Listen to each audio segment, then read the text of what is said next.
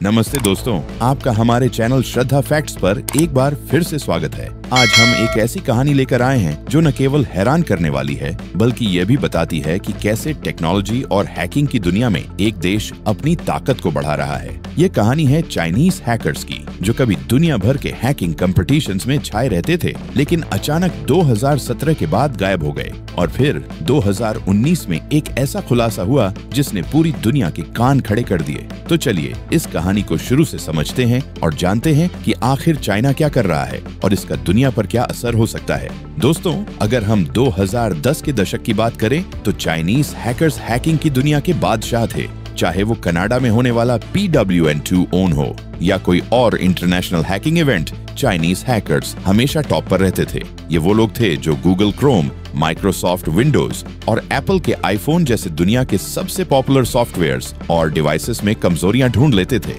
लेकिन ये लोग कोई क्रिमिनल नहीं थे, ये एथिकल हैकर्स थे जो लीगल हैकिंग कॉम्पिटिशन्स में हिस्सा लेते थे।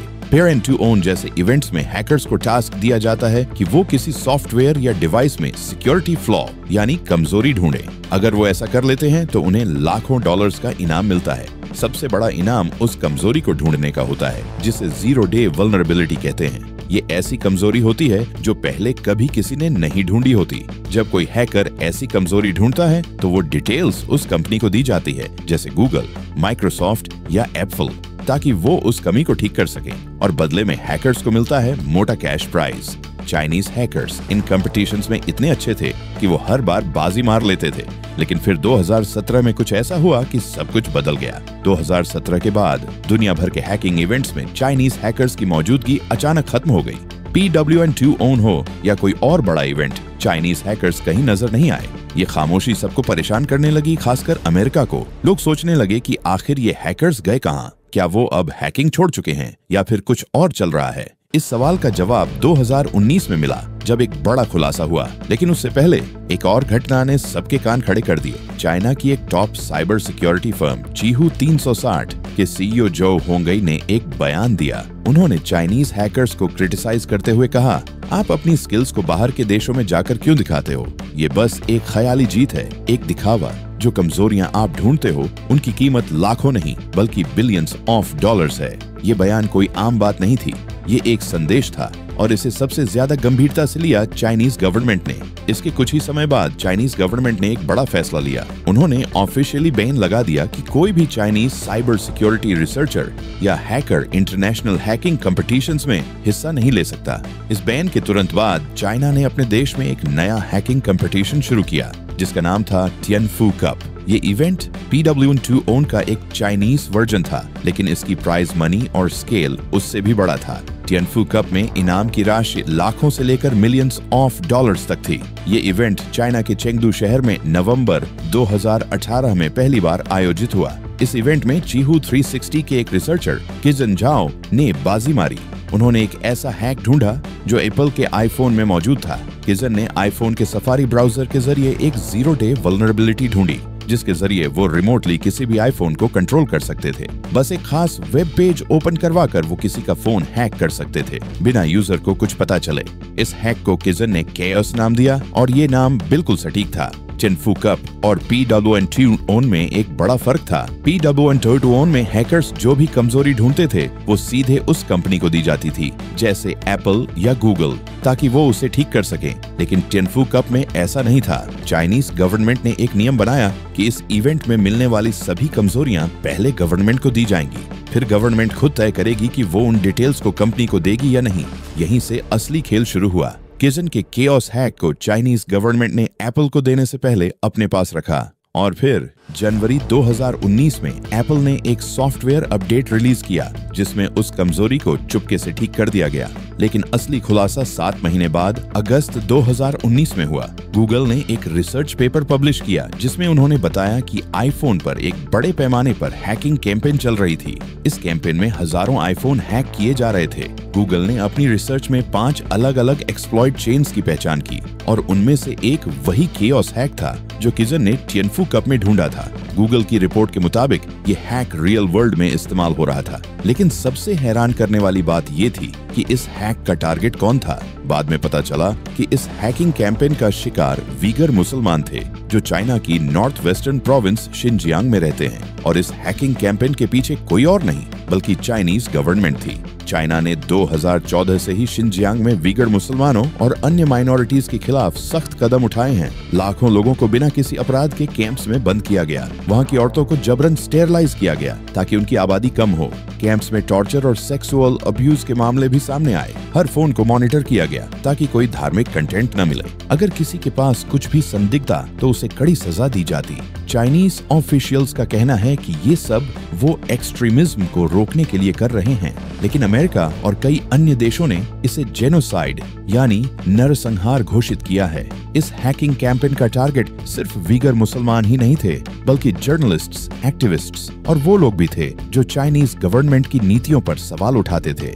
जब गूगल की रिसर्च सामने आई तो मीडिया ने सारे तार जोड़ दिए। एप्पल ने भी एक पोस्ट में कबूल किया कि ये हैकिंग कैंपेन 2 महीने तक चली और ये वही समय था जब किजन ने टिएनफू कप जीता था। अमेरिकन एक्सपर्ट्स के लिए ये बात साफ थी कि चाइनीज गवर्नमेंट ने चीहू 360 के सीईओ की सलाह को फॉलो किया, यानी चाइनीज हैकर्स को इंटरनेशनल इवेंट्स में जाने से रोककर उनकी स्किल्स को अपने देश में इस्तेमाल किया गया और फिर उन हैक्स का इस्तेमाल जासूसी के लिए किया गया। यूएस सिक्योरिटी एजेंसीज ने केओस हैक का पूरा टेक्निकल ब्रेकडाउन किया और वो टिएनफू कप के हैक से पूरी तरह मैच कर गया। गूगल की गहरी जांच ने भी ये कंफर्म किया कि कॉस और रियल वर्ल्ड अटैक एक जैसे थे। मामला यही नहीं रुका। फरवरी 2024 में कोड शेयरिंग वेबसाइट गिटहब पर एक बड़ा डाटा लीक हुआ। ये डाटा चाइना की आईसून नाम की एक साइबर सिक्योरिटी फर्म का था। इस लीक में कंपनी की ईमेल्स, चैट लॉग्स और स्पाईवेयर डेवलपमेंट की डिटेल्स थीं। पता चला कि आईसून साइबर जासूसी के टूल्स बनाती थीं, जो चाइनीज गवर्नमेंट और पीपल्स लिबरेशन आर्मी को दिए जाते थे। लीक हुई चैट्स में Chinese ministry of public security और आईसून के बीच कॉन्ट्रैक्ट्स का जिक्र था। कंपनी हर हैक किए गए ईमेल इनबॉक्स के लिए 50,000 से $75,000 चार्ज करती थी। ये खुलासा चाइना की साइबर जासूसी की दुनिया का एक और काला चेहरा सामने लाया।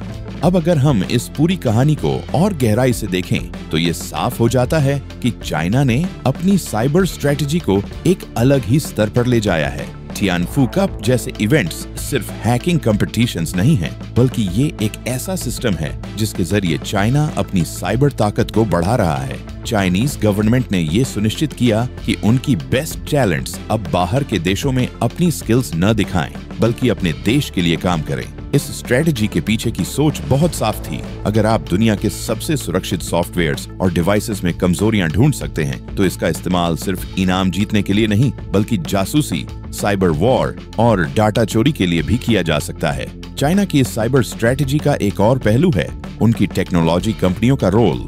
चीहू 360, अलीबाबा और टॉपसेक जैसी कंपनियां सिर्फ प्राइवेट फर्म्स नहीं हैं। ये कंपनियां चाइनीज गवर्नमेंट और मिलिट्री के साथ मिलकर काम करती हैं। इन कंपनियों के पास हजारों इंजीनियर्स और रिसर्चर्स की टीमें हैं जो हर दिन नए नए साइबर टूल्स डेवलप कर रही हैं। ये टूल्स सिर्फ डिफेंसिव साइबर सिक्योरिटी के लिए नहीं, बल्कि ऑफेंसिव ऑपरेशंस के लिए भी बनाए जा रहे हैं। यानी ये टूल्स किसी सिस्टम को प्रोटेक्ट करने के लिए नहीं, बल्कि उसे हैक करने के लिए डिजाइन किए गए हैं। टिएनफू कप को अगर हम और गहराई से देखें तो ये सिर्फ एक हैकिंग इवेंट नहीं है। ये एक ऐसा प्लेटफॉर्म है जहां चाइना अपने टैलेंट को टेस्ट करता है, उनकी स्किल्स को शार्प करता है और फिर उन्हें अपने साइबर मिशंस में शामिल करता है। इस इवेंट में जो कमजोरियां ढूंढी जाती हैं, वो गवर्नमेंट के पास जाती हैं और फिर उनका इस्तेमाल कई तरह से होता है। कुछ कमजोरियों को चाइना अपने साइबर हथियारों के लिए रखता है, तो कुछ को वो इंटरनेशनल मार्केट में बेच देता है। जी हाँ दोस्तों, एक ऐसा अंडरग्राउंड मार्केट भी है जहां जीरो डे एक्सप्लॉइट्स की खरीद फरोख्त होती है।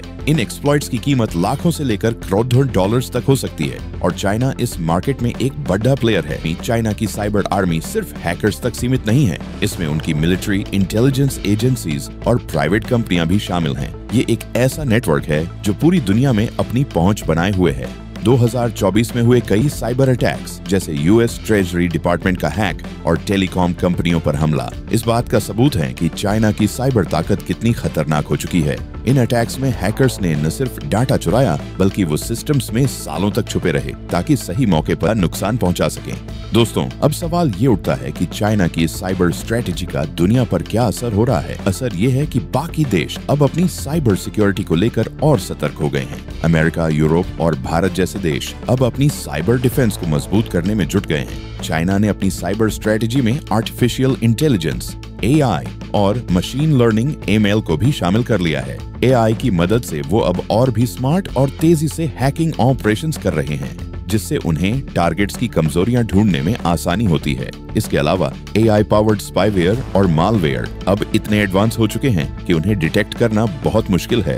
अब अगर हम भारत की बात करें तो चाइना की साइबर स्ट्रेटेजी हमारे लिए भी एक खतरा है। भारत और चाइना के बीच पहले से ही बॉर्डर टेंशन चल रहा है और साइबर स्पेस में भी चाइना कई बार भारत को टारगेट कर चुका है। 2020 में मुंबई में हुए पावर ग्रिड अटैक को याद करें, जिसमें चाइनीज हैकर्स पर शक था। इस अटैक में लाखों घरों की बिजली ठप हो गई थी। इसके अलावा चाइनीज हैकिंग ग्रुप्स ने भारत की कई सरकारी और प्राइवेट वेबसाइट्स को भी टारगेट किया है। भारत अब अपनी साइबर सिक्योरिटी को मजबूत करने की दिशा में काम कर रहा है।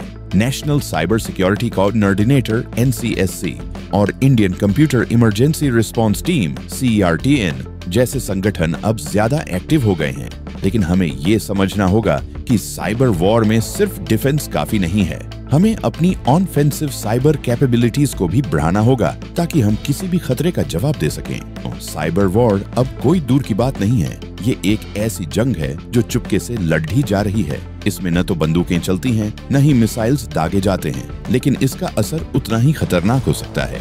एक सिंगल साइबर अटैक से किसी देश का स्टॉक मार्केट क्रैश हो सकता है, बैंकिंग सिस्टम ठप हो सकता है या फिर इलेक्ट्रिसिटी ग्रिड डाउन हो सकता है। चाइना की साइबर स्ट्रेटेजी हमें ये सोचने पर मजबूर करती है कि टेक्नोलॉजी कितनी ताकतवर हो सकती है और अगर इसका गलत इस्तेमाल हुआ तो क्या होगा। टिएनफू कप जैसे इवेंट्स शायद बाहर से एक हैकिंग कंपटीशन लगते हों, लेकिन इसके पीछे की सच्चाई कुछ और ही है। ये एक ऐसा प्लेटफॉर्म है जहां साइबर हथियार तैयार किए जा रहे हैं और इन हथियारों का इस्तेमाल भविष्य में किसी भी देश के खिलाफ हो सकता है। अब सवाल ये है कि हम एक आम इंसान के तौर पर इस साइबर वॉर में क्या कर सकते हैं। सबसे पहली और जरूरी बात है कि हमें अपनी ऑनलाइन सिक्योरिटी को लेकर सतर्क रहना होगा। स्ट्रॉन्ग पासवर्ड्स यूज करें, 2 फैक्टर ऑथेंटिकेशन 2FA ऑन रखें और किसी भी संदिग्ध लिंक पर क्लिक करने से बचें। इसके अलावा हमें अपने डिवाइसेस को रेगुलरली अपडेट करना चाहिए ताकि कोई पुरानी कमजोरी हमारे खिलाफ इस्तेमाल न हो सके। दूसरी जरूरी बात है कि हमें साइबर सिक्योरिटी के बारे में जागरूकता फैलानी चाहिए। अपने दोस्तों और परिवार वालों को बताएं कि वो अपने डाटा को कैसे सुरक्षित रख सकते हैं, क्योंकि साइबर वॉर में सिर्फ सरकारें और कंपनियां ही टारगेट नहीं होती बल्कि आम लोग भी इसका शिकार बन सकते हैं। ये थी चाइनीज हैकर्स की कहानी, जो एक समय हैकिंग की दुनिया के सुपरस्टार थे लेकिन अब एक साइबर वॉर का हिस्सा बन चुके हैं। चाइना की साइबर स्ट्रेटजी एक ऐसा उदाहरण है जो हमें ये सोचने पर मजबूर करता है कि हमें अपनी सिक्योरिटी को लेकर कितना सतर्क रहना होगा। उम्मीद है आपको ये वीडियो पसंद आई होगी। अगर हाँ तो इसे लाइक करें, अपने दोस्तों के साथ शेयर करें और चैनल को सब्सक्राइब करना न भूलें।